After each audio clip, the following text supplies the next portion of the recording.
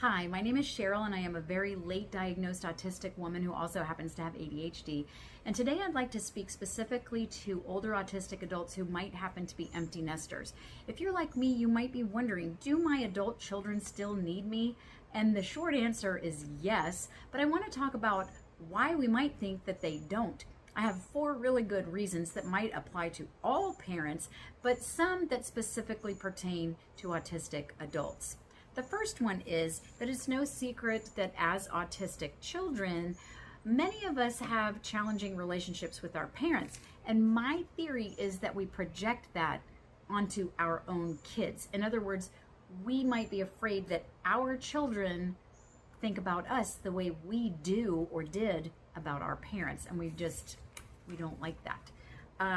The second one is that it's also very well known that many of us feel much younger than our chronological age. And sometimes when I look at my children, I feel like we're the same age. I forget that I'm the mom. It's like hanging out with friends. But they don't. To them, I am mom. All right. Number 3, they don't tell us that they need us. You know, when they were younger, it was, Mommy, can I have some milk? Mom, can I have a cookie? Can I do this? Then as they got older, can I take the car? Can I go out with my friends? And then nothing. Nobody calling mommy anymore after they fly out of the nest, or whatever the saying is. And then my fourth reason is that they move away. And mine have moved very far away.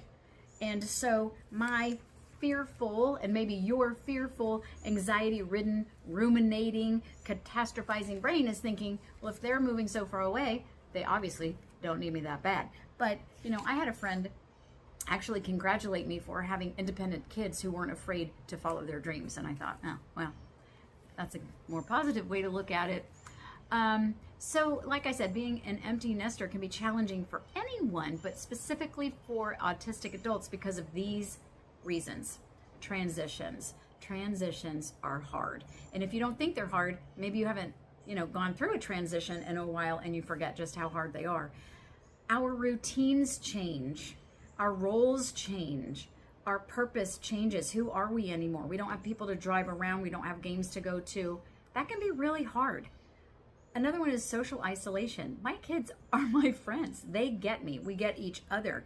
And now that they're not here, the silence is deafening. And I'm forced to try and form new relationships, which is challenging in itself. I have all this time on my hands. I'm lonely. So these things make it really, really, really hard. But here are some reminders. Now, they remind us subtly that they do still need us. But like I said, it's subtle, so we have to really pay attention. One way is that they call us. They call us first. They want to talk about mutual interest. They want to tell us what's going on with them, about what has happened in their life.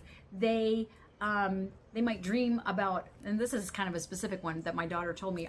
I watched this movie and there was a falling out between the mom and the daughter, and then they started playing landslide, and I was bawling my eyes out, and I thought, I need to talk to my mom. And that just made me feel so good. Not that she was sad, but And then they look forward to coming home and they make plans. So one way to think of it is this.